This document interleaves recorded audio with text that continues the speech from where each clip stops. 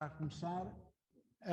Muito boa tarde a todos, bem-vindos à Sociedade Histórica da Independência de Portugal e às conferências, neste caso, ao evento que são as visões da Guerra e das Independências 61-75 da Comissão Portuguesa de História Militar. Como sabem, e para irmos ganhando tempo, e há pessoas que não assistiram às primeiras, este projeto, que também é de história oral, este projeto foi aprovado no âmbito de um projeto mais vasto pelo então Ministro da Defesa João Cravinho, agora Ministro dos Negócios Estrangeiros, que tinha a ver com um ciclo integrado de evocação da Guerra da África 61-75. Esse ciclo englobava, e já vou falar aqui das visões, mas englobava, por exemplo, a criação de uma revista portuguesa de História Militar, cujo primeiro número foi sobre a Guerra da África, 61-75, engloba também 2 eventos em 2 anos seguidos, será para o ano, e em 2024, do concurso História Militar e Juventude, em cooperação com a Associação de Professores de História, que é muito interessante. Portanto, 2023 é a Guerra Colonial na Minha Terra, e 2024 será o 25 de Abril na Minha Terra, para os meninos dos 9 aos 19 anos, que certamente, como já fizeram nos outros concursos, vão entrevistar os avós numa ligação muito interessante entre 2 gerações bem diferentes. Depois também o Congresso Internacional de História Militar, que foi aprovado agora na Assembleia Geral da Comissão Internacional de História Militar, a proposta portuguesa aqui da Comissão, com o tema o papel dos militares nas transformações políticas. Obviamente é apoiado e está no âmbito da Comissão Coordenadora dos 50 anos do 25 de Abril. E depois teremos um livro, também uma obra que está a ser coordenada pelo Pedro Aires de Oliveira, que está aqui, meu caro amigo, e também comigo. Estamos a coordenar uma obra diferente do normal, ainda não vamos dizer o título, a editora não gostaria, mas no qual fazem parte as nossas 2 convidadas de hoje, quer a moderadora, a Catarina, quer a oradora, a Aurora.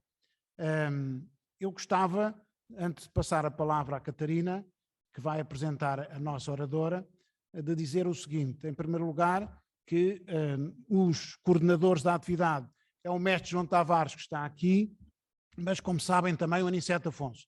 Por razões pessoais, infelizmente faleceu um familiar, teve que se deslocar ontem à noite para Chaves. Também não está aqui o secretário-geral, que foi operado, não está aqui mais 2 membros da comissão que acabaram de ser operados. Portanto, as coisas estão complicadas por aqui ultimamente. Esperemos que recuperemos depressa. Eu próprio era para não estar aqui, perdi a ligação de voo, tive de dormir no aeroporto esta noite e só vim há pouco.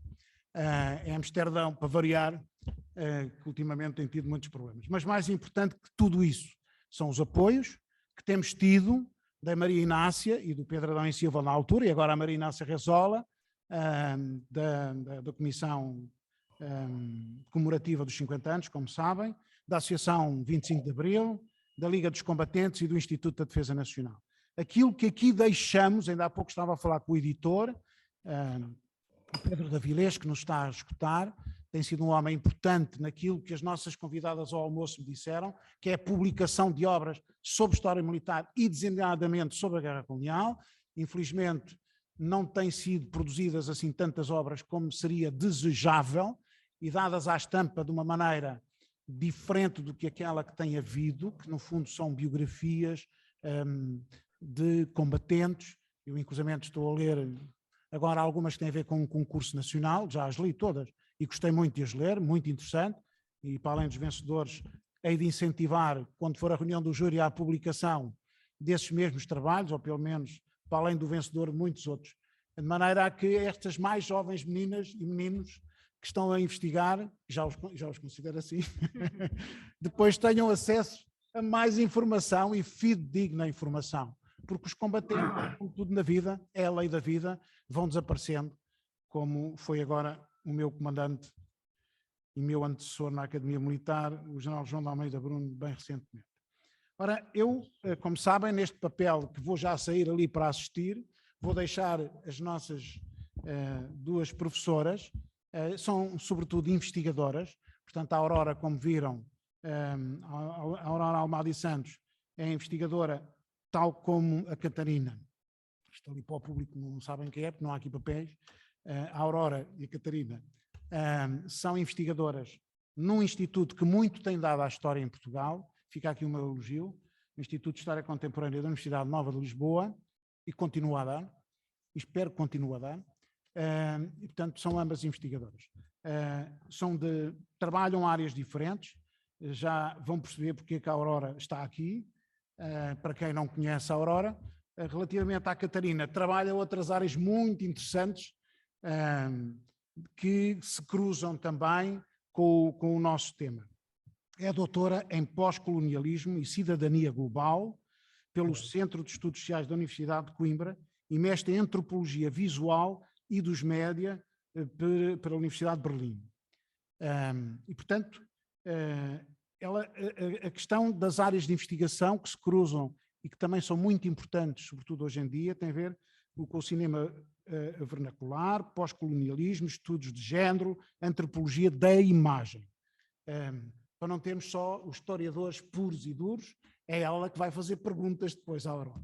E, portanto, deixo-os agradecendo antecipadamente, falo-ei também no final, com a Catarina Laranjeiro, que nos vai apresentar a nossa convidada, e eu peço desculpa que elas é que são as importantes, nós dois vamos sentar ali. Muito obrigado.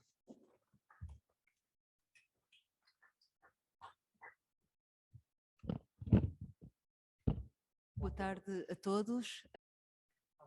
É uma grande honra estar aqui a moderar o trabalho da colega Aurora Almada e Santos, por quem tenho uma grande admiração pessoal e profissional. Já nos conhecemos desde 2014, quando estavas a tirar o doutoramento e eu o mestrado, e foi quando tivemos os primeiros contactos, e isso já foi há quase 8, 9 anos, e é muito bom estarmos aqui ainda às duas.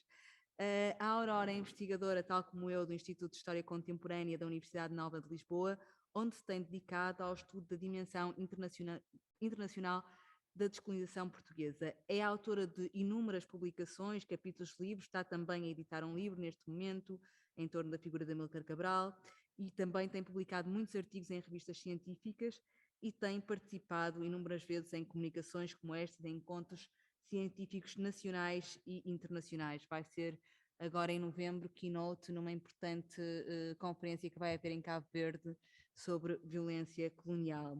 No âmbito das suas funções de investigadora, também merece o destaque outras atividades, como a edição de publicações, como essa sobre Amílcar Cabral, que está a editar com o Vítor Barros, e a organização de conferências, a revisão de artigos e a execução de projetos de investigação. Queria dizer que a tese de doutoramento da Aurora, que julgo que terminaste em 2016, 14, terminaste em 2014, ok, foi sobre a Organização das Nações Unidas e a questão colonial portuguesa, portanto é algo que antecede aquilo que a Aurora vai trazer aqui hoje, entre 1961 e 1974.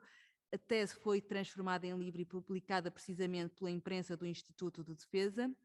Hoje, a apresentação da Aurora vai se debruçar naquilo que foi a sua investigação pós-doutoramento, portanto, a partir de 74 e que vai até janeiro, portanto, a partir do 25 de abril de 74 e que vai até janeiro de 1976, que é precisamente o papel da Organização das Nações Unidas, não na questão colonial, mas sim na questão da descolonização portuguesa. Muito obrigada, Aurora, pelo convite para estar aqui.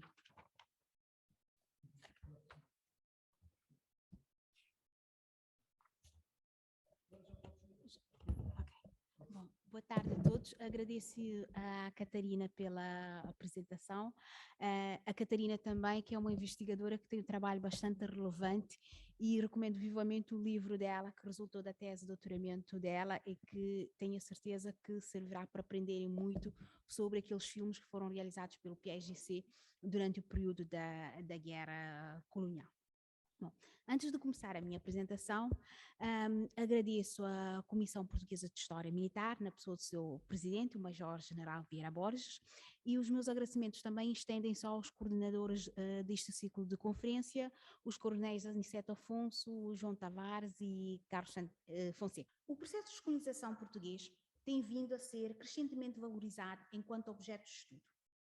A afirmação de José Medeiros Ferreira, proferida em 1994, segundo a qual escrever sobre a descolonização é operar num domínio ainda sacralizado da história nacional, já não se aplica, uma vez que se verificou uma consolidação da bibliografia sobre a temática. Pese embora a comparação com os demais aspectos da história de Portugal possa demonstrar que a descolonização continua a ser estudada por uma minoria, a produção de literatura científica e memorialística tem-se consolidado. A história da descolonização portuguesa tem gerado obras de síntese que detalham os desenvolvimentos ocorridos até 1975.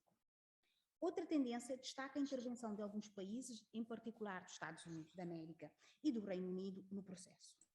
O comportamento de protagonistas da descolonização tem, de igual modo, merecido atenção no âmbito de estudos biográficos. Em alternativa, algumas das mais recentes abordagens que de alguma forma focam o tema têm optado por examinar a vertente dos movimentos de libertação, procurando demonstrar como desenvolver esforços para atingir os seus objetivos. Esta literatura distingue-se pelo estudo de algumas problemáticas, com os autores a avançarem diferentes interpretações para o fenómeno da descolonização portuguesa. A título de exemplo, existem aqueles que entendem que foi a metrópole a conceder a independência às colónias, ou seja, o centro a dispensar a periferia. Outros argumentam que a periferia teve um papel fundamental, tendo sido os movimentos de libertação a conquistarem a independência. Existem também os que afirmam que a independência das colónias portuguesas esteve intimamente associada ao desenrolar do processo de transição para a democracia em Portugal. Esta interpretação bastante difundida conjuga fatores como a situação militar nas colónias, a existência de pressões internacionais e o surgimento de opiniões favoráveis à independência entre os membros do novo governo português. Numa perspectiva diferente, o debate tem enfatizado que a utilização do termo descolonização enquanto política adotada ativamente pela potência colonial tem uma aplicação problemática no caso português, uma vez que as colónias se teriam tornado independentes de forma não planeada.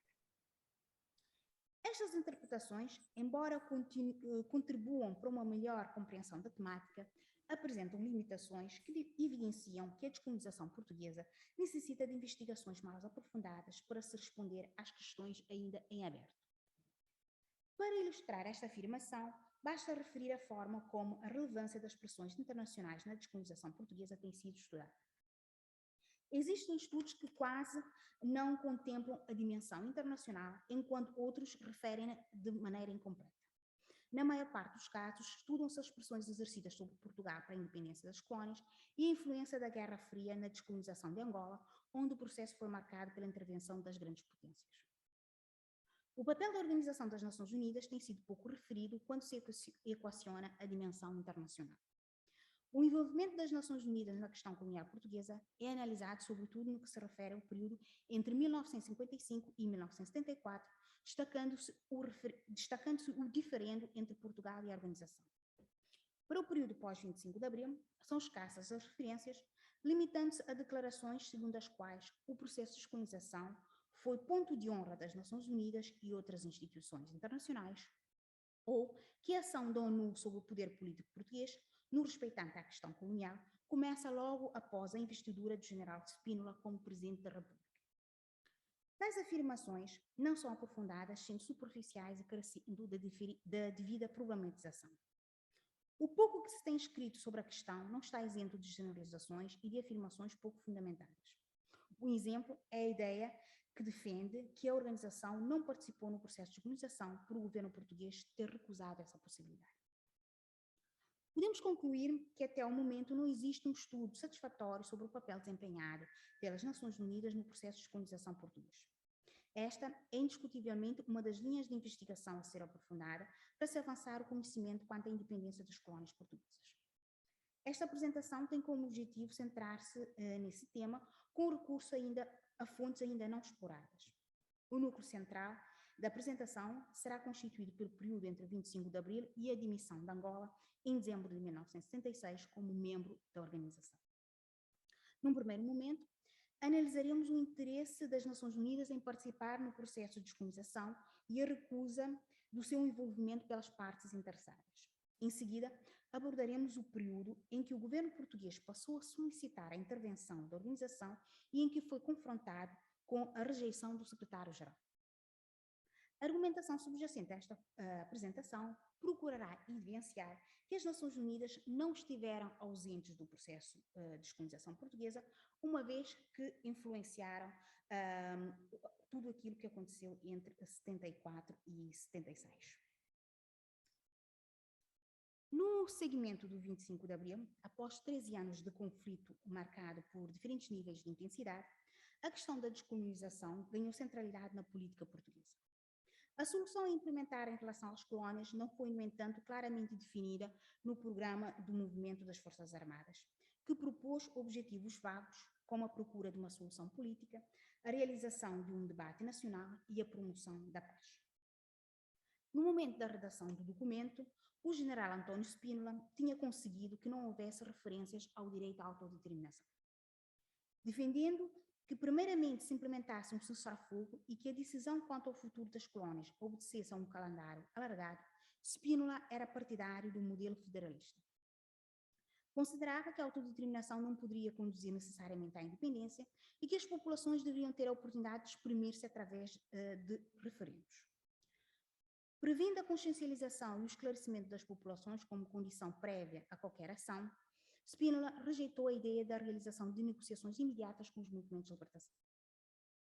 O programa do primeiro governo provisório não colocou entraves ao modelo spinolista, significando que, num primeiro momento, prevaleceu a tendência para se evitar um compromisso explícito com a autodeterminação e a independência. Mas, rapidamente assistiu-se ao falhanço do projeto concebido por Spínola, o que poderá ser atribuído a uma conjugação de fatores. Desde logo, temos a divergência de opiniões entre Spínola e o MFA, sendo que este último defendia uma rápida descolonização com negociações imediatas para a transferência do poder. Por outro lado, surgiram na sociedade portuguesa, nomeadamente entre os partidos políticos, outros entendimentos quanto ao modelo e ao ritmo da descolonização, que propunham o fim imediato da guerra, a abertura de negociações com os movimentos de libertação e o reconhecimento do direito à autodeterminação. Os movimentos de libertação igualmente exprimiram a sua discordância quanto a Spínola, opondo-se ao cessar-fogo e, em alguns casos, redobrando as suas atividades militares. A somar esses fatores, as tropas portuguesas que estavam nos teatros das operações, como davam primazia ao fim do conflito armado, recentemente demonstraram defender a independência dos colónias em detrimento de outras soluções.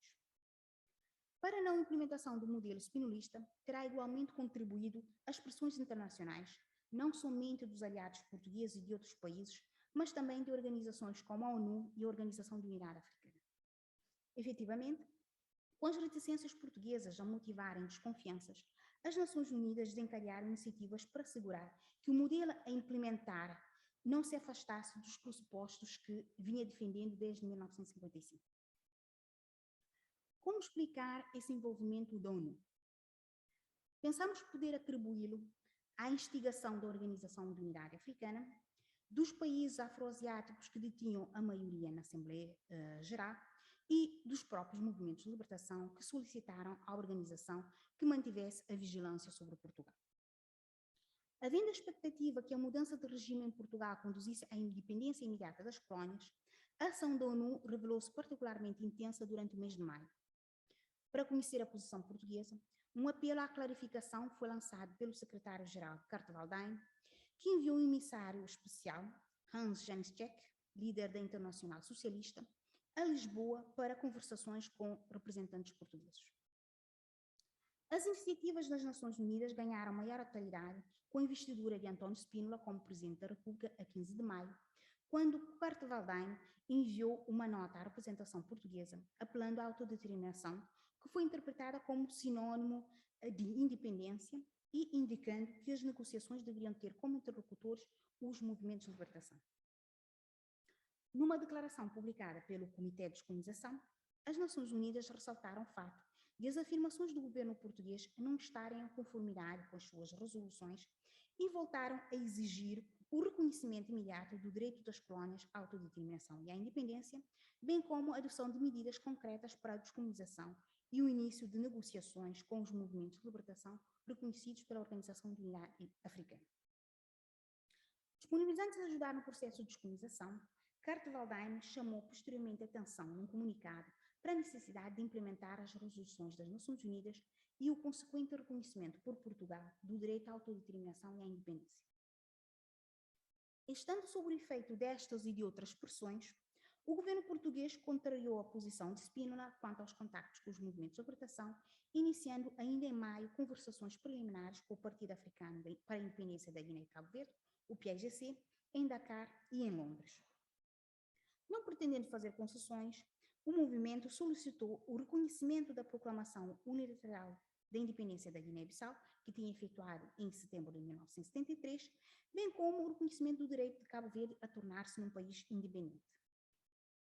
O PAIGC utilizou ativamente as Nações Unidas para condicionar Portugal, designadamente com ameaças de que tinha a intenção de solicitar a admissão da Guiné-Bissau na organização. As Nações Unidas foram constantemente informadas sobre o desenrolar das conversações e o secretário-geral realizou inúmeras reuniões individualmente com embaixadores portugueses e com representantes do PAIGC. Nesses encontros, a situação da Guiné-Bissau foi enquadrada pela organização num contexto diferente do das restantes colónias portuguesas, por se considerar de um Estado com partes do seu território ocupado por um outro país. Como reconhecido pelo governo português, esse enquadramento secundarizou a necessidade de consultar as populações e legitimou o PAIGC como o único interlocutor das negociações. Pressionado pelos movimentos que estavam em Moçambique, Portugal iniciou igualmente encontros exploratórios com a Frente de Libertação de Moçambique, a Frelimo, em Lusaka, no mês de junho. A Frelimo exigiu o reconhecimento da independência de Moçambique, a aceitação do movimento como único representante do território e a transferência da soberania. Tendo Portugal visado primeiramente alcançar o cessar-fogo, a ideia da transferência dos poderes foi rejeitada, propondo-se em troca um calendário que incluía um referendo. Opondo-se ao cessar-fogo e intensificando as suas ações militares, a Frelimo recorreu ao secretário-geral para resolver o impasse. Apoiando incondicionalmente a Frelimo, tanto mais que não responderam a um telegrama da Frente Comum de Moçambique a solicitar um referendo, o secretário-geral questionou a possibilidade da realização de uma eleição sob a supervisão das Nações Unidas.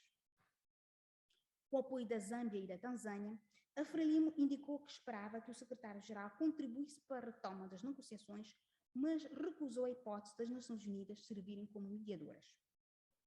Para o movimento, uma eventual participação da ONU deveria ser solicitada por ambas as partes e unicamente após ter sido alcançado um acordo.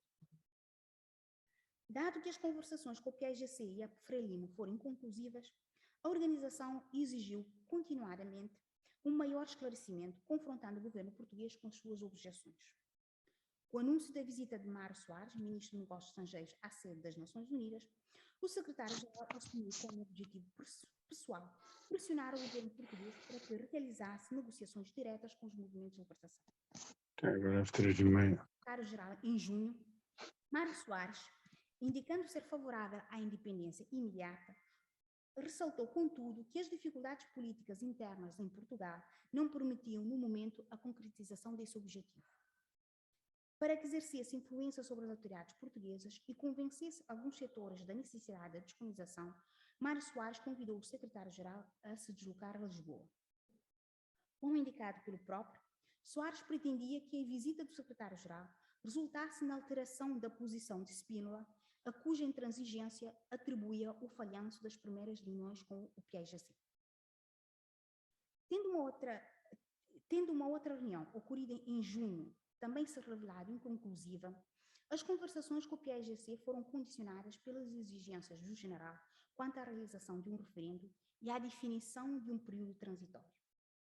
Essas questões somente foram ultrapassadas após a decisão tomada por uma Assembleia do MFA na Guiné-Bissau, que reconheceu a legitimidade do PAIGC enquanto representante do povo guineense e exigiu o recomeço das negociações com o movimento.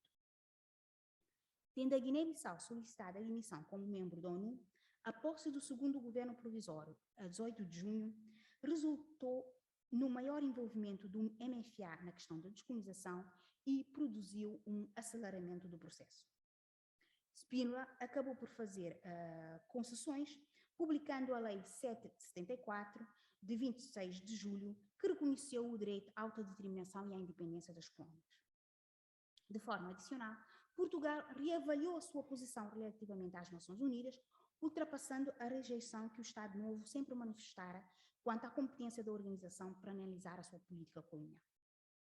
Ao ter havido uma adequação formal da política portuguesa aos princípios das Nações Unidas, o secretário-geral realizou então em agosto a visita a Lisboa, o que tem sido considerado uma etapa relevante das pressões internacionais para a aceleração da descolonização. Previamente à visita, os movimentos de libertação tentaram assegurar, através do envio de emissários e de telegramas, que o secretário-geral estivesse consciente das suas exigências.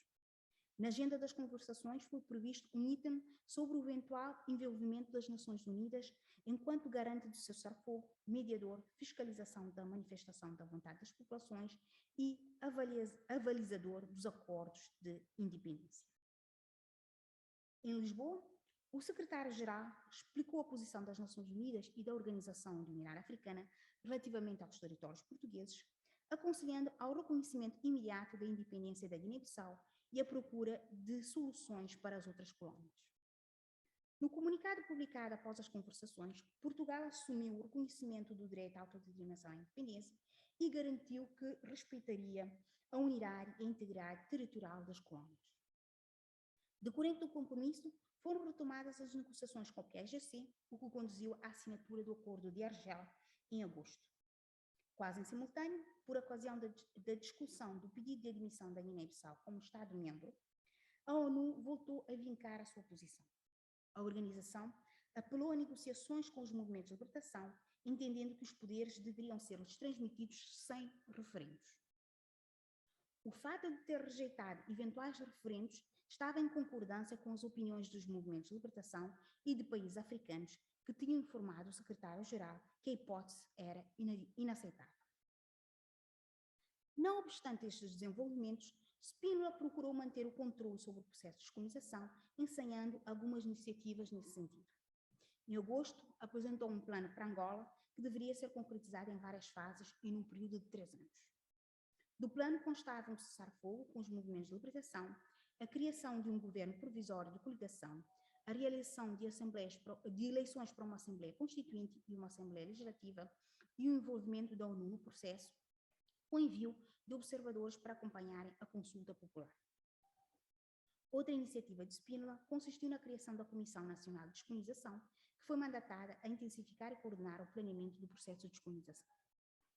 A Comissão ficou sobre a sua alçada, cabendo ao general tomar decisões sobre eventuais problemas que surgissem e coordenar todos os órgãos do governo envolvidos na descolonização. Com os acontecimentos a contrariarem as intenções de Spínola, no seguimento do Acordo de Argel, o governo português reconheceu em setembro a República da Guiné-Bissau como Estado independente. Deste modo, ficou implicitamente estabelecido que a descolonização deveria ter por base negociações diretas com os movimentos de libertação sem consultas populares. Ainda assim, os representantes portugueses continuaram a demonstrar não ter uma posição inequívoca relativamente à independência dos restantes territórios. Na sequência da retoma das negociações com a Frelimo, Spínola insistiu que os moçambicanos tivessem direito a escolher o seu regime político num processo supervisionado por observadores internacionais. Com o MFA a pressionar para que houvesse resultados imediatos, em setembro, o governo português assinou o Acordo de Lusaka, que definiu as condições para a independência de Moçambique. Tendo havido uma tentativa de revolta, a Frelimo denunciou a situação à ONU, atribuindo a ação do governo português para reprimir a rebelião à circunstância do movimento ter invocado as garantias dadas ao secretário-geral a quando da visita a Lisboa. Entretanto, devido ao diferendo que vinha mantendo com a MFA, verificou-se a substituição de Spínola por Francisco Costa Gomes enquanto Presidente da República. Assumindo a descolonização como prioridade, Costa Gomes, que inicialmente fora partidário do modelo spinolista, afirmou, no entanto, que o processo não deveria ter ser conduzido segundo esquemas rígidos e predeterminados. Defendeu o respeito pelos interesses das populações e a realização de consultas populares em Cabo Verde, São Tomé e Príncipe e Timor. Tendo contribuído em associação contra os alimentos para o falhanço do projeto federalista de António Spínola, as expressões das Nações Unidas explicam também, em parte, o desvio em relação aos objetivos de Costa Gomes e aplicação aos territórios onde não tinha havido luta armada, de critérios semelhantes aos utilizados para a Guiné-Bissau, Moçambique e Angola. No Acordo de Argel, foram aprovadas disposições relativas a Cabo Verde, considerando-se que a sua população tinha direito à autodeterminação e à independência. Ainda assim, as negociações para a independência de Cabo Verde foram conduzidas de forma separada das da Guiné-Bissau, devido às objeções levantadas por Portugal quanto à associação que o PAIGC pretendia estabelecer entre os dois territórios. O PAIGC desenvolveu iniciativas junto da ONU e, em particular, do secretário-geral, para chamar a atenção para as condições de vida nas ilhas, alegando a morosidade na descolonização e o não cumprimento por Portugal do Acordo de Argel. Em setembro, comunicou a ocorrência de incidentes em São Vicente, acusando Portugal de ter disparado contra a população e de ter reforçado a presença militar. Tendo tido a preocupação de continuar a explicitar publicamente a aceitação do direito à autodeterminação e à independência, nomeadamente a quando do discurso de Costa Gomes na Assembleia Geral da ONU, o governo português apresentou em dezembro o Estatuto Orgânico para Cabo Verde, que previa a eleição de uma Assembleia Constituinte com poderes para determinar o futuro político do arquipélago. De forma a acelerar a independência, o PAIGC convidou as Nações Unidas a enviar um emissário ao território, o que teve lugar entre fevereiro e março de 1975. Estes emissários concluíram que a população estava determinada a tornar-se independente e a estabelecer uma união com a Guiné-Bissau, sob a liderança do PAIGC, considerado como seu único representante. Solução idêntica à de Cabo Verde foi adotada quanto a São Tomé e Príncipe, para cuja descolonização tem sido considerado que a visita do secretário-geral, Carta Valdagne, a Lisboa, teve um papel fundamental. Com efeito, no seguimento da visita, o governo português reconheceu o direito do povo são-tomense à autodeterminação e à independência. Os pronunciamentos das Nações Unidas, em conjunto com a decisão adotada pelos militares portugueses presentes no território, possibilitaram a legitimação do Movimento de Libertação de São Tomé e Príncipe, o MLSTP, como representante das populações e interlocutor das negociações com Portugal. Sendo acompanhadas de perto pela organização, a quem o governo português informou sobre os desenvolvimentos verificados, as negociações relativas a São Tomé conduziram à assinatura de um protocolo entre Portugal e o MLSTP.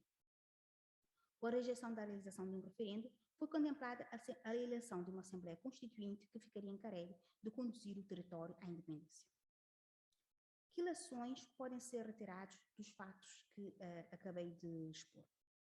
Desde logo, pode-se destacar que tanto os movimentos de libertação como alguns setores do governo português recorreram às Nações Unidas para utilizar a sua pressão como ferramenta de persuasão. Em alguns momentos, o secretário-geral e o general Spínola demonstraram o desejo que as Nações Unidas interviessem diretamente no processo de descolonização. Estas intenções não se concretizaram por o MFA e Costa Gomes ter entendido que o eventual envolvimento da organização seria desprestigiante para o país e os movimentos de libertação não terem mostrado interesse nos seus bons ofícios. Ainda assim, pensamos poder contrariar a ideia segundo a qual verificou-se uma indeleble presença da ONU no processo de descolonização português. A influência da organização pode ser atestada pela circunstância de Portugal ter acabado por aceitar que a autodeterminação fosse equivalente à independência, que os movimentos de libertação eram os únicos interlocutores das negociações e que a realização de referendos não tinha cabimento. Tendo as Nações Unidas, com o voto unânime do Conselho de Segurança, admitido Moçambique, Cabo Verde e São Tomé e Príncipe como Estados-membros, desde meados de 1975, foram as situações de Timor e de Angola a dominarem a sua atenção. No quadro da Lei 774, o governo português planeara que Timor alcançaria a independência em 1978, mas a situação deteriorou-se rapidamente com a ocorrência de conflitos armados entre diferentes grupos. Na iminência de uma guerra civil, Portugal solicitou o envolvimento pessoal do secretário-geral na descolonização de Timor, procurando a internacionalização da questão. Organizações timorenses como a União Democrática de Timor, UDT, a Associação Popular Democrática Timorense, APODET, e a Frente Revolucionária Timor-Leste Independente, FRETILIM, tentaram igualmente envolver as Nações Unidas na disputa, visando a legitimação das suas pretensões. Com o Comitê de Descolonização a deslocar-se em junho a Lisboa, onde realizou um conjunto de reuniões, o órgão exprimiu a esperança que fossem adotadas medidas necessárias para permitir ao povo timorense alcançar a autodeterminação e a independência. Verificando-se as primeiras ações violentas, em agosto, a UDT desencadeou um golpe militar e a FRETILIM assumiu o controle sobre os quartéis militares. Alertado pelo governo português, o secretário-geral lançou um apelo à cessação das hostilidades, ao respeito pelas vidas humanas e ao início de negociações. Para ajudar na clarificação e na restauração da ordem, Portugal entendeu propor a participação da ONU na criação de uma comissão de bons ofícios, na realização de uma intervenção multilateral humanitária e, posteriormente, na promoção de uma conferência entre as organizações timorenses. Face às propostas portuguesas, os conselheiros do secretário-geral entenderam que um eventual envolvimento das Nações Unidas deveria resultar de um mandato oficial do secretário-geral, do Conselho de Segurança e da Assembleia Geral, sendo que a organização somente poderia ser útil em termos humanitários e não políticos. Em novembro, realizaram-se conversações em Roma entre o governo português e a Indonésia sobre o futuro de Timor, com ambas as partes a se comprometerem a manter uma cooperação estreita. Com o aprofundamento das divergências, a FRETILIM proclamou a independência unilateral a 28 de setembro e a UDT e outras organizações anunciaram a integração na Indonésia. Sem que Portugal tivesse reconhecido as declarações, a 4ª Comissão da Organização das Nações Unidas analisou em dezembro a situação nas colónias portuguesas, com a questão de Timor a ser o tema central. Antes das Nações Unidas terem concluído as deliberações, a Indonésia invadiu o território numa ação que conduziu ao corte de relações diplomáticas entre Portugal e o país.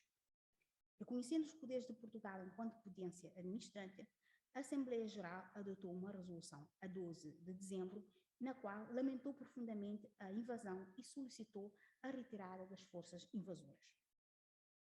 Ainda que tivesse ficado estabelecido que o Comitê de Descolonização deveria enviar uma missão de inquérito ao território, a resolução não foi demasiado penalizadora para a Indonésia. A linguagem emprega traduziu uma certa moderação, uma vez que a atuação do governo indonésio não foi condenada e não lhe foram impostas quaisquer exigências.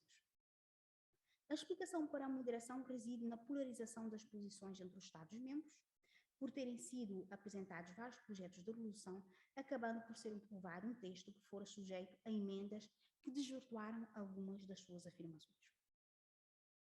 O governo português, que não dispunha de outras alternativas além do recurso às Nações Unidas, desenvolveu esforços para que o Conselho de Segurança adotasse uma posição que salvaguardasse os princípios da autodeterminação e da não agressão. Solicitou ainda a assistência do secretário-geral para a libertação dos soldados portugueses capturados pela UDT, tendo havido diligências do secretariado nesse sentido. No seguimento da convocação do Conselho de Segurança, foi aprovada a 22 de dezembro a Resolução 384, que, dadas as divisões havidas entre os afroasiáticos e a insistência de alguns países em criticar Portugal, reprovou tanto o comportamento indonésio quanto o português. O texto deplorou a intervenção da Indonésia, solicitando novamente a retirada das suas forças, e lamentou que Portugal não tivesse desempenhado as suas funções de potência administrante. Ao contrário do desejado pelos representantes portugueses, não ficou previsto o envolvimento das Nações Unidas na supervisão do cumprimento pela Indonésia do pedido de retirada. A resolução determinou unicamente o envio de um representante especial do secretário-geral a Timor para examinar a situação no terreno e estabelecer contactos com as organizações timorenses e os países interessados na questão. Com a concordância do governo português, o secretário-geral, em dezembro, encarregou Vitório Guichard, diretor do Gabinete das Nações Unidas em Genebra, a empreender uma visita a Timor. O secretário-geral demonstrou possuir uma avaliação pouco realista da situação, por acreditar que a Indonésia estava interessada em promover uma consulta às populações e em fazer concessões. O envolvimento pessoal do secretário-geral, pretendido pelo governo português, não se concretizou, tendo Carte-Valdaime se limitado a transmitir ao Conselho de Segurança o relatório elaborado por Guichard. Com análise do referido relatório, o Conselho de Segurança adotou em abril de 1976 a Resolução 389, que na sua substância não apresentava novidades. Foi novamente solicitada à Indonésia que retirasse as suas forças e o secretário-geral foi encarregue de pedir ao representante especial que continuasse a sua missão. Tendo Kurt Waldheim sido igualmente mandatado a seguir a aplicação da resolução, a sua passividade provocou algum descontentamento com a União Soviética a considerar que a organização demonstrara a tendência para aceitar um fait accompli. Sem que a Indonésia tivesse sido penalizada, Timor foi mantido na lista dos territórios não autónomos, ficando a questão aberta, uma vez que a independência não teve lugar. A par de Timor, o problema angolano foi objeto de grande atenção nas Nações Unidas, com representantes do governo português, dos movimentos de libertação e da Organização de Unidade Africana a recorrerem constantemente à organização. Tendo a Frente Nacional de Libertação de Angola, FNLA, o Movimento para a Libertação de Angola, MPLA, e a União Nacional para a Independência Total de Angola, UNITA, reconhecidos como interlocutores para as negociações, concordado com o cessar-fogo, foi assinado em janeiro de 1975 o Acordo de Alvor. Apresentando um modelo para a independência assente no entendimento entre os três movimentos, o acordo estava em concordância com a visão de Costa Gomes, que pretendia uma política de consenso. Aceitando de início uma plataforma de compromisso, os movimentos de libertação rapidamente tentaram, no entanto, conquistar pontos estratégicos, favorecendo a internacionalização do conflito com a procura de apoios externos. Como solicitara para ser informado sobre os acontecimentos, o secretário-geral, a pedido do governo português, enviou em abril a Luanda um enviado pessoal, Abderrahim Farah, subsecretário-geral para as questões políticas especiais, acompanhado por um representante da Organização de Unidade Africana. Com Portugal a adotar uma posição de neutralidade ativa e temendo-se a declaração unilateral de independência por um dos movimentos, as Nações Unidas exprimiram em junho a esperança que se conseguisse uma solução para assegurar a unidade e a solidariedade. Em agosto tem início a evacuação de um número indeterminado de pessoas da minoria branca, mas não só, com destino a Portugal, através de uma ponte aérea estabelecida pelas autoridades portuguesas com a ajuda de outros países. Esta questão mereceu a preocupação da ONU, motivando o envio de uma nota pelo Alto Comissariado para os Refugiados, o Acnur, ao secretário-geral. A posição do Acnur foi a de que a organização não deveria se envolver na evacuação, pois a situação legalmente não recaía no âmbito das suas competências e que as ajudas deveriam ser canalizadas unicamente para o desenvolvimento de Angola. Ainda assim, recentemente, várias agências da ONU participaram na assistência aos chamados retornados, fornecendo-lhes víveres e bens materiais, nomeadamente em Luanda e Nova Lisboa. As considerações políticas estiveram sempre subjacentes a esse envolvimento, dado o receio de que a organização pudesse ser chamada a assumir responsabilidades numa escala superior aos seus recursos. Em virtude da perda do controle sobre a situação e da existência no seio do 5º governo provisório de elementos com simpatia em relação à FNLA e à UNITA, Portugal tentou também, por sua vez, internacionalizar a questão angolana. Costa Gomes, em setembro, instruiu Almeida Santos, enquanto enviado especial, a questionar o secretário-geral sobre a possibilidade das Nações Unidas, caso os desentendimentos entre os movimentos de libertação continuassem, assumirem a responsabilidade pelo território. Tendo sido informado que tal cenário era impossível, o governo português acabou por suspender o acordo de Alvor devido ao estado de guerra, informando que pretendia organizar uma conferência para definir as modalidades para a transferência do poder em Angola, suscitou novamente em outubro o apoio do secretário-geral e do Comitê de Descolonização para contornar as divergências entre os movimentos. Ao indicar que a situação dificilmente podia ser resolvida no quadro da ONU, o secretário-geral remeteu à procura de soluções para a Organização de Unidade Africana enquanto entidade regional. Quando questionado por representantes da Organização de Unidade Africana sobre a eventualidade das Nações Unidas participarem na restauração da paz, Kurt Waldheim voltou a indicar que qualquer iniciativa deveria partir dos países africanos. Como os movimentos angolanos não solicitaram a intervenção das Nações Unidas como mediadora, acabou por ser decidido que a Organização de Unidade Africana não proporia que a ONU analisasse a questão antes da data prevista para a independência. Evitando comprometer-se, a atitude da Organização de Unidade Africana foi determinada pelo receio que a organização fosse confrontada com uma situação semelhante à do Congo no início dos anos 60. Respondendo a pedidos de assistência militar, as Nações Unidas tinham estado envolvidas numa tentativa para solucionar os problemas decorrentes da independência do Congo, o que teve custos assinaláveis para a organização. Pelas suas implicações, a operação das Nações Unidas no Congo esteve presente nas considerações de Kurt Waldheim, condicionando as suas opções quanto a Angola. Com medo que houvesse um segundo Congo, o secretário-geral foi bastante cauteloso em salvaguardar a posição da ONU, exprimindo preocupação por a responsabilidade pela recepção da ajuda humanitária a Angola ter sido atribuída ao MPLA. O secretário-geral temia que a assistência da organização fosse interpretada como um reconhecimento de facto do MPLA enquanto autoridade competente na matéria. Para evitar qualquer embaraço, Kurt Waldheim aconselhou o representante em Angola do Programa das Nações Unidas para o Desenvolvimento, o PNUD, a abandonar o território antes da declaração de independência, pois a sua presença poderia envolver politicamente a organização no diferendo entre os três movimentos de libertação. Apesar da posição assumida, o secretário-geral manteve-se em contacto com o governo português e com representantes da Organização Unitária Africana, esperando que fosse encontrada uma solução antes da independência.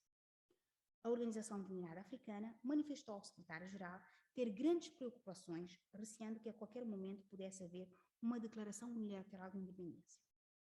O seu Conselho de Ministros e a sua Comissão de Defesa envolveram-se na questão, procurando nomeadamente determinar a necessidade do envio a Angola de uma força de manutenção da paz da ONU. Uma vez que, além da resistência da ONU, os movimentos de libertação não estavam disponíveis para concertar posições, os esforços da Organização Unitária Africana não produziram resultados. A 11 de novembro, o MPLA proclamou a República Popular de Angola e a FNLA e a UNITA instituíram a República Democrática de Angola. Sem que tivesse reconhecido qualquer dos governos devido a uma decisão do Conselho da Revolução, Portugal entregou ao secretário-geral o texto da declaração de independência, indicando que não tinha interesse numa eventual convocação do Conselho de Segurança para debater a situação. Prontificando-se unicamente a fornecer assistência técnica às populações, independentemente do movimento que controlasse as áreas onde residiam, a ONU decidiu aguardar que a Organização Unitária Africana assumisse a iniciativa, não obstante as tentativas de alguns setores do governo norte-americano para transformarem a organização no principal fórum para abordar o problema angolano. Ainda em janeiro de 1976, o secretário-geral indicou estar à espera dos resultados de uma reunião em Addis Abeba, após o que pretendia enviar ajuda humanitária a Angola. Sujeito a pressões de vários países e ao que tudo indica da própria ONU, Portugal acabou por reconhecer em fevereiro a República Popular de Angola. O reconhecimento por parte da ONU ocorreu a quando da aceitação, em finais de 1976, do pedido de admissão apresentado pela MPLA. Mesmo se anteriormente, em junho, as divisões no Conselho de Segurança tivessem impedido os passos necessários à admissão do país, em novembro foi decidido recomendar à Assembleia Geral a aprovação do pedido. Tendo-se recusado a comprometer-se com a situação que conduziu à guerra civil, com a aceitação de Angola enquanto Estado-membro, as Nações Unidas voltaram, uma vez mais, a encontrar-se na posição de ter legitimado um fait accompli. Ao seu exposto, voltamos à questão acima levantada sobre as alegações a retirar quanto a estes acontecimentos. Consideramos que será seguro afirmar que, mesmo se as Nações Unidas não estiveram diretamente envolvidas na questão de Timor e de Angola, as suas ações não podem ser ignoradas. Como explicado, as razões da não participação direta das Nações Unidas nos acontecimentos deveram-se aos receios do secretário-geral em comprometer-se com situações eventualmente difíceis de solucionar. As inúmeras reuniões realizadas em Nova Iorque, em paralelo ao desenrolar dos acontecimentos no terreno, tornaram ainda assim as Nações Unidas num ator relevante. No fundo, foram responsáveis pela definição do enquadramento normativo, defendendo a independência que deveria resultar na preservação da unidade nacional e da integridade territorial. Mesmo se esse enquadramento não foi aplicado na íntegra e se possa questionar a conduta das Nações Unidas quanto à invasão de Timor e ao iniciar da Guerra Civil em Angola, o papel desempenhado pela Organização da Descolonização Portuguesa foi, no entanto, inquestionável. Agora, brevemente, as minhas conclusões. Esta apresentação não pretendeu afirmar que a influência, que a dimensão internacional da descolonização portuguesa deverá ser estudada de forma isolada. Pelo contrário, procurou-se dar um contributo para a consideração das leituras que têm sido efetuadas sobre o tema, para que o envolvimento da ONU na descolonização portuguesa possa ser integrado de forma mais detalhada nas tentativas de compreensão do processo que conduziu à independência das colônias. Entendendo que Portugal deveria realizar a descolonização total, a organização contribuiu para a definição do modelo e do ritmo para solucionar a questão colonial portuguesa. A sua influência foi sentida designadamente na afirmação da necessidade da independência e da realização de negociações diretas com a transferência dos poderes sem referendos. Desempenhou igualmente um papel na identificação dos interlocutores para as negociações, que solicitou que fossem as organizações envolvidas na luta armada e que tinham sido previamente reconhecidas pela Organização Lunar Africana. Tendo havido especificidades próprias em relação a cada um dos territórios, podem ser destacados dois momentos distintos na forma como a organização contribuiu para a descolonização portuguesa. Esses momentos foram o culminar de um processo que se desenrolou desde a admissão de Portugal como Estado-membro das Nações Unidas em finais de 1955 e testemunham a importância que a organização assumiu no desmantelamento dos impérios coloniais europeus no pós-Segunda Guerra Mundial. Com efeito, a ONU constituiu um dos principais fóruns de confrontação entre as potências coloniais e os opositores anticoloniais, sendo que o caso português foi um exemplo paradigmático das inúmeras contradições às quais a intervenção da organização na autodeterminação dos povos colonizados esteve sujeita. Obrigada.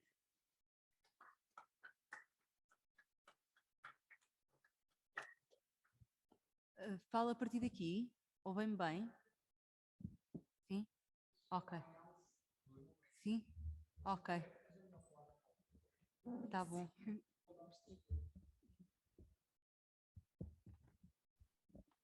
Obrigada, Aurora, pela tua brilhante apresentação sobre o relevante e pouco estudado papel da Organização das Nações Unidas na descolonização dos territórios colonizados pelo governo português, 3 dos quais a descolonização aconteceu depois de uma violenta guerra, e guerra nessa no qual a Organização das Nações Unidas teve um papel muito importante nas estratégias diplomáticas engendradas à época, e que foi o teu trabalho de doutoramento, o estudo da Organização das Nações Unidas na questão colonial portuguesa.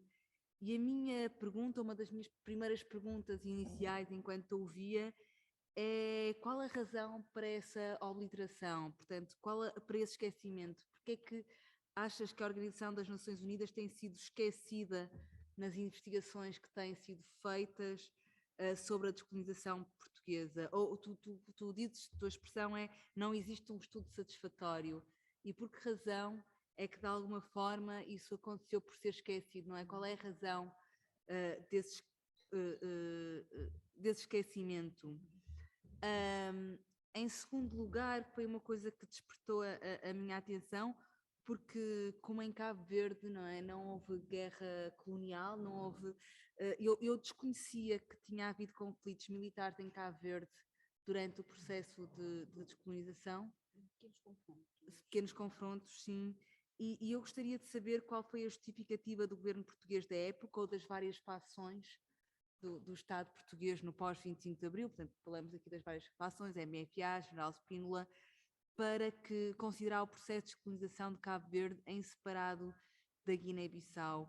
E porque houve esses pequenos confrontos em Cabo Verde, mas houve países, como falaste no caso de Angola, em que estava na iminência de uma guerra civil. Em Moçambique também houve muitos conflitos, logo após o 25 de Abril, e há pouco falávamos de como, da importância de se considerar a guerra colonial como até 1975, não é? Como muitas vezes falamos da guerra colonial até 1974, esquecendo os episódios de violência militar e política que aconteceram nos diferentes processos de descolonização nos vários territórios. Depois a questão de Timor, em que usaste uma expressão que me suscitou interesse, porque disseste tal como em que Portugal não desempenhou as funções de potência administrante. Isso logo foi a minha memória para quando eu era adolescente, na altura em que, não sei se tu estavas em Portugal nessa altura, em que foi a questão de referendo de Timor, e tu já estavas em Portugal, pronto, em que houve uma mobilização sem precedentes da sociedade portuguesa, sociedade civil. Portanto, eu lembro-me da chegada do bispo Dom Ximenes Bela a Lisboa, dos cordões humanos, em que se não sabia se ia fazer ou não, e de repente eram 5 cordões humanos em toda a zona da embaixada, e de facto como houve assim uma espécie de ajustes de contas com um passado em que numa determinada altura se falhou, imediatamente em 1975, e foi permitido que a Indonésia anexasse Timor-Leste, e eu gostaria que há assim uma espécie de... Agora sim, o Estado português estava a cumprir o seu papel no processo de descolonização de Timor-Leste, que não conseguiu cumprir, se quisermos, em 1975. E eu gostava de porque é que não conseguiu cumprir em 1975 e o que é que tu achas dessa minha leitura? Pronto, já foi estudada por várias pessoas, nomeadamente pelo Miguel Valde Almeida, não é? Dessa mobilização sem precedentes na questão de Timor-Leste. Depois, gostaria de saber mais, não é? Todo o processo de descolonização acontece no contexto da Guerra Fria, e a guerra colonial, as guerras de libertação foram guerras por procuração, à sua medida, e eu gostaria de saber um pouco mais sobre quais foram os constrangimentos do contexto da Guerra Fria que colocou ao processo de descolonização portuguesa, mas pronto, são apenas pequenas notas que ao longo da tua apresentação suscitaram o meu interesse em querer saber mais, e muito obrigada por este teu estudo pioneiro, quer do papel da Organização das Nações Unidas na questão colonial, em que publicaste esse livro, como também agora naquilo que tem sido a investigação após o teu doutoramento, em que tens falado e debruçado dos anos após a guerra. Muito obrigada. Okay. Eu que agradeço, Catarina, pelos teus... Nós estamos a ouvimos muito bem, nós estamos a falar muito por causa do eco. Ok. Se quiser. Ok. Agradeço à Catarina.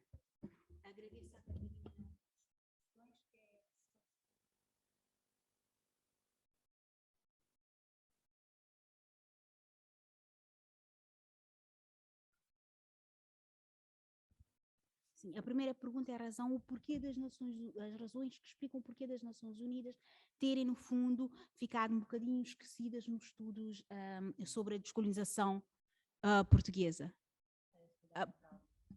Ok. Está certo. Não faz mal, não faz mal.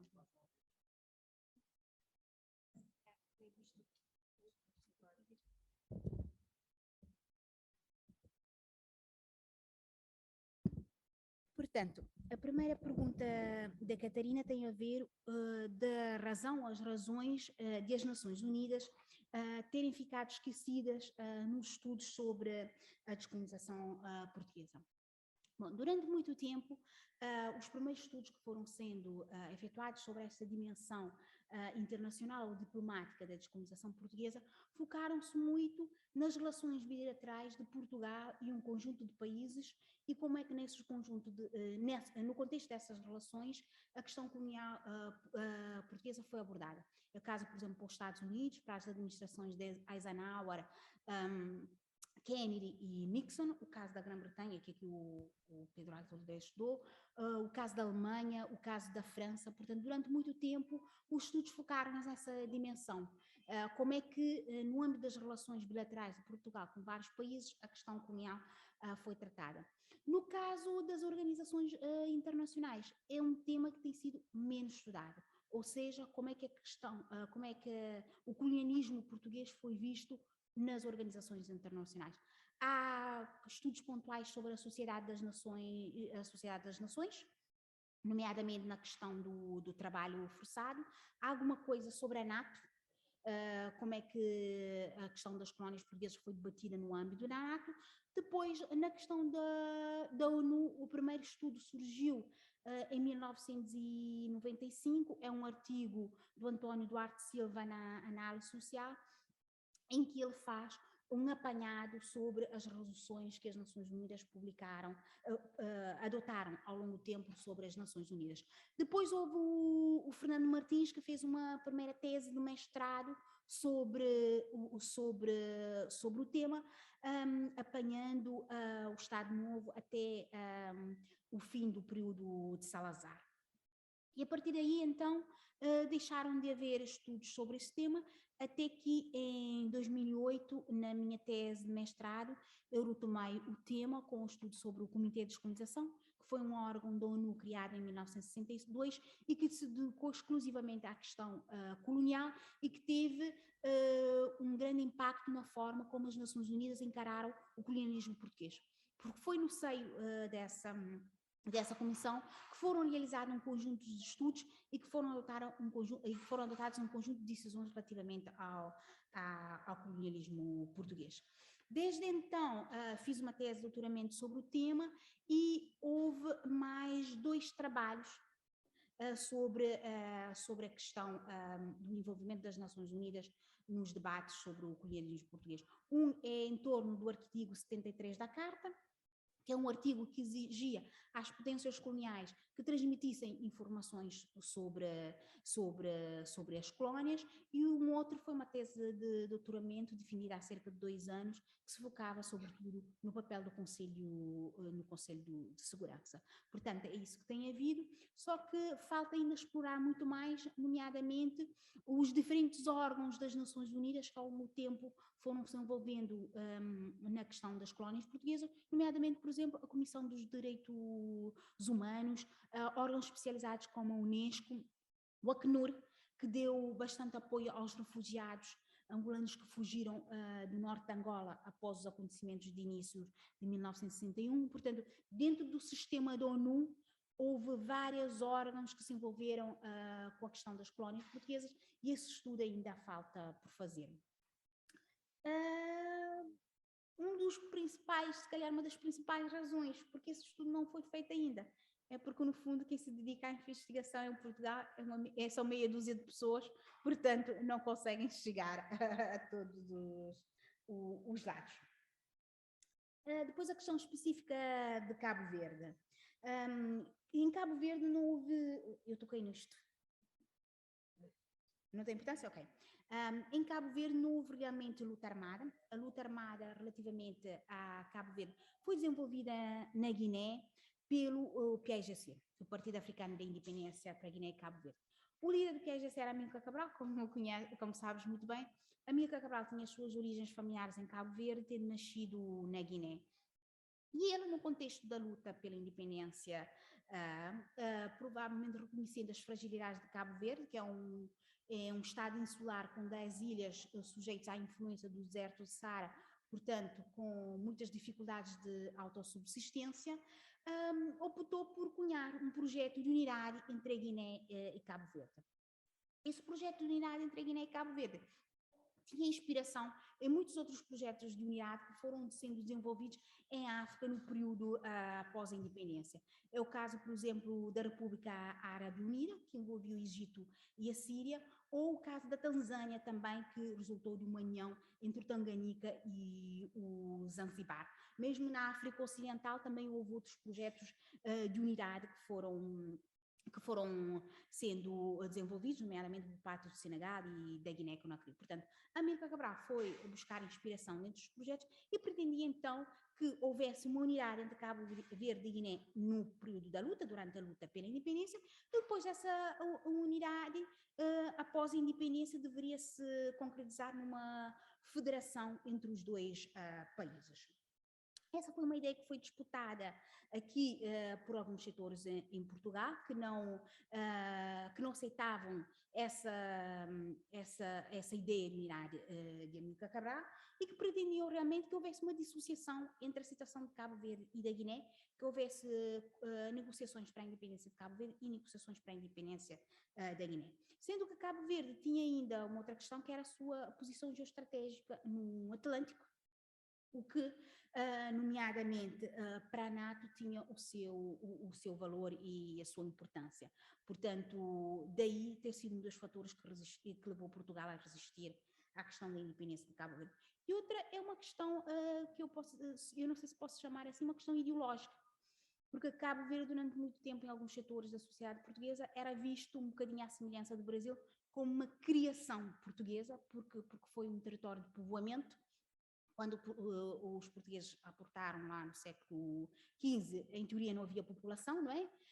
Sabe-se que havia povos que iam visitar o território, nomeadamente para a recolha de sal, mas não havia população permanente. Portanto, Cabo Verde era visto como uma criação portuguesa, como uma sociedade crioula, uma sociedade mestiça e como uma sociedade com muitas afinidades, muitas proximidades culturais em relação a Portugal, e daí também essa questão da resistência à independência de Cabo Verde. Portanto, eu acho que se calhar podíamos equacionar estes 3 pontos como tendo, de certa forma, servido para justificar essa recusa de que Cabo Verde poderia se tornar independente.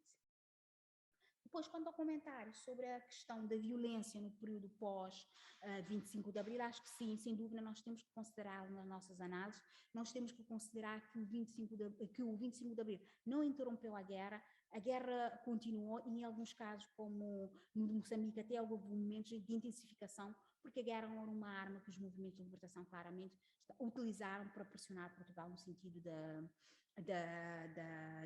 descolonização. Acho que sim, cada vez mais no nosso trabalho temos que integrar essas perspectivas e temos que ter a noção disso. Mas também, como falámos há bocadinho na hora do almoço, falta muito ainda estudar a parte militar desse processo entre 1961 e 1975. Portanto, temos ainda que estudar mais essa parte militar para podermos conhecer mais e podermos, então, integrar mais nos nossos estudos. Relativamente ao Timor, a minha afirmação de que Portugal não desempenhou as funções de potência administrante. Bom, Timor, até 1974, a questão de Timor quase não teve visibilidade nas Nações Unidas. As Nações Unidas falavam sobre a questão colonial portuguesa, sobre as colónias portuguesas, mas no seu todo. Houve a determinados períodos em 61 em que a questão de Angola e de Moçambique teve destaque, depois a partir de 72 Guiné teve um grande destaque nas Nações Unidas, mas Timor não. Timor foi praticamente invisível. E Timor só ganha visibilidade realmente quando a situação no território deteriorou-se e houve então conflito entre as organizações timorenses. E quando se dá a invasão de Timor, a atitude de Portugal foi colocar a situação de Timor sob a responsabilidade das Nações Unidas, de forma a procurar se esquivar da situação. Portanto, Portugal, no fundo, transmitiu a responsabilidade para a resolução da questão de Timor para as Nações Unidas, para a dimensão internacional. Sendo que a ONU, entre 75 e 1982, debateu, tanto no Conselho de Segurança como na Assembleia Geral, a situação de Timor. Mas, progressivamente, aquilo que aconteceu é que houve uma diminuição dos apoios do número de países que votavam a favor das resoluções das Nações Unidas e, gradualmente, a questão de Timor foi-se apagando nas Nações Unidas. Isso se deveu, em grande parte, ao peso diplomático que a Indonésia tinha, sendo que a Indonésia ainda é um grande país no Sudoeste Asiático e tinha a particularidade de não ser um país comunista, o que lhe valia os apoios dos Estados Unidos. E depois, a invasão de Timor aconteceu praticamente no rescaldo do Vietnã, da saída dos Estados Unidos do Vietnã, e os Estados Unidos temiam que a situação em Timor, onde a Fretilin se declarou como uma organização de cariz marxista, esquerdista, então temia que a situação em Timor pudesse contribuir para a desestabilização na região.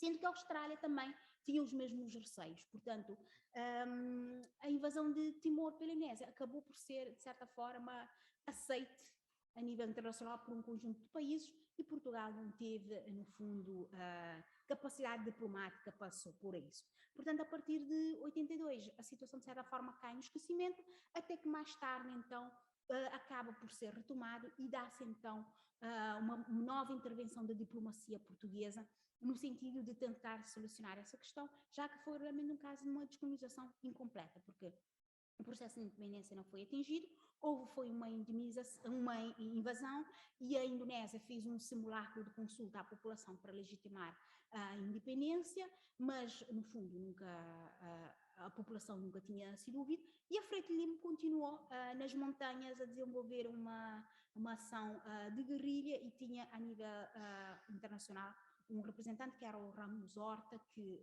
ao longo do tempo foi procurando chamar a atenção para a situação de Timor. Portanto, no fundo, aquela ideia de que a descolonização portuguesa só foi completada em 2002 não deixa de ter a sua validade. Pronto. Por último, a última questão, relativamente à Guerra Fria.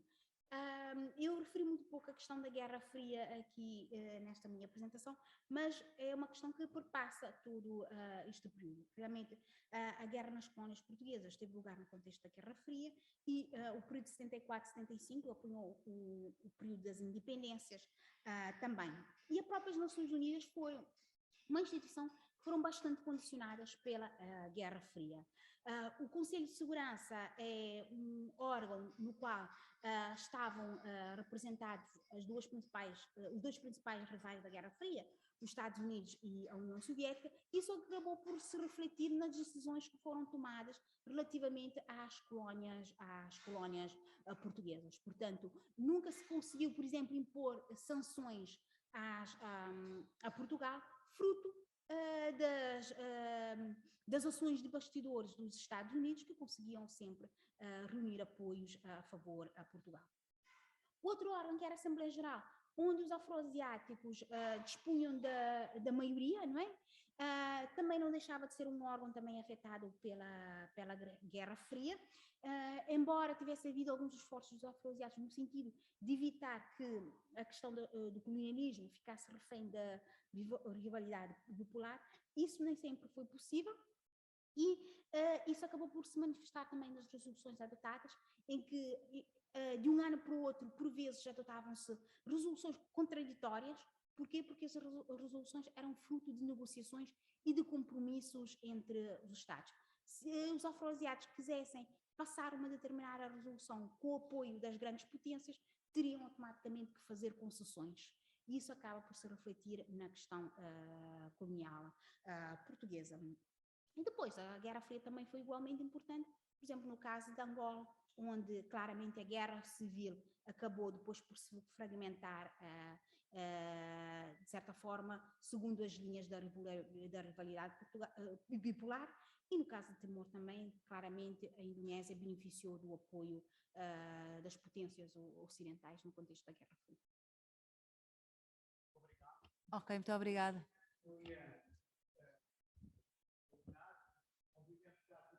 Vão ter a oportunidade de colocar questões no final, mas a metodologia deste encontro é exatamente esta.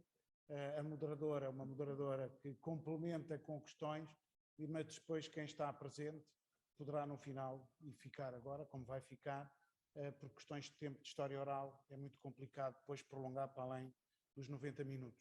Agradeço mais uma vez às nossas professoras, a Aurora Santos e a Catarina Laranjeiro, por este momento.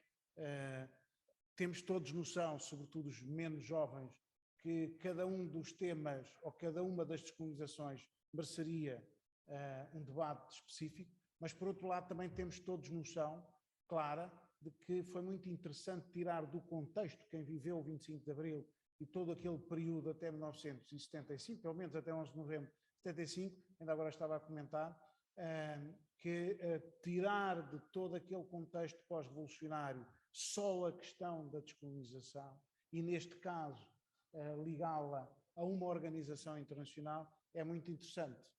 Todos nós que vivemos aqueles momentos, certamente que juntamos a tudo aquilo que disse a professora Aurora Santos, outros aspectos. E nós estávamos aqui, nós dois estávamos ali a falar dos próprios atores.